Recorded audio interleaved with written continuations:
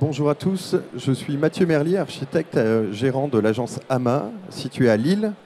On va vous présenter aujourd'hui un projet de logement avec le bailleur Vilogia. L'agence est une agence qui s'occupe et qui travaille sur du projet innovant, qui s'intéresse au logement passif et qui aime bien distiller quelques innovations au sein de ces projets.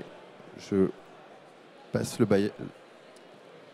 Bonjour à tous, Jimmy Bellin. Alors moi je travaille chez Vilogia en tant que directeur de territoire et nous vous proposons aujourd'hui de vous partager l'expérience de ce magnifique bâtiment passif de 43 logements collectifs qui s'inscrit dans le cadre d'une reconstitution de l'offre sur une commune concernée par un projet en rue.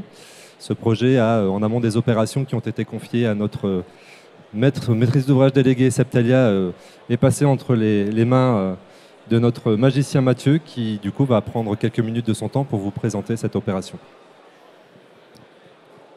Alors comment on compose les projets de logement à l'agence et notamment la question du passif qui arrive comme une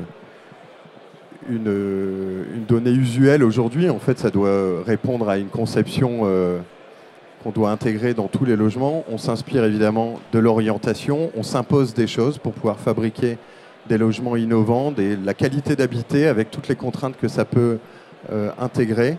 Donc on a deux bâtiments qui réunissent les 43 logements, deux bâtiments compacts, très compacts.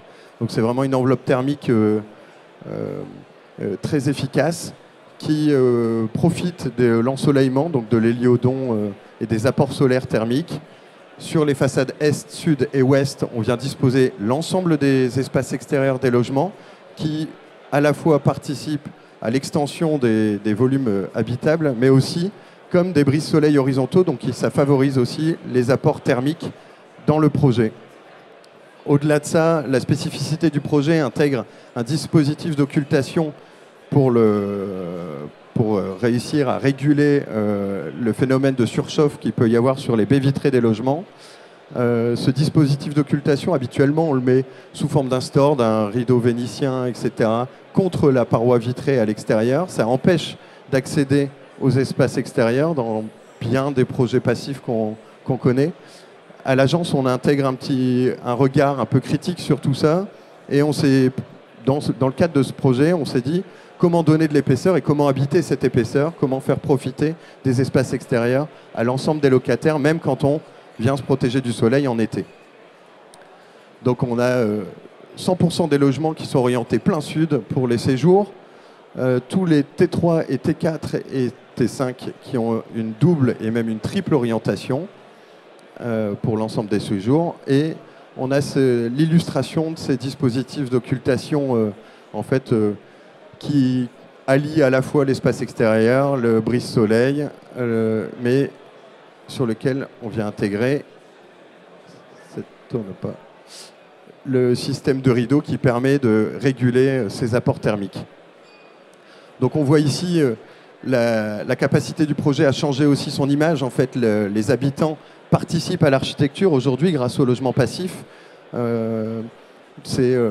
En été et en hiver, la façade est changeante, elle est mouvante, elle met en scène ses habitants. Elle permet, au-delà de la capacité, la performance du bâtiment, de pouvoir proposer à la ville une belle image et la mise en scène de la vie des locataires. Donc je vous partage quelques photos de la réalisation et quelques mises en scène des locataires, justement, qui, une fois mis au bord du balcon, etc., profitent des vues vers Mont-Saint-Barreul, qui accueille ici son premier projet de logement passif pour Vilogia, avec l'agence AMA. On est exposé au village des architectes avec ce projet. On a une maquette, donc on sera heureux de vous accueillir sur place pour pouvoir discuter de ce projet. Merci.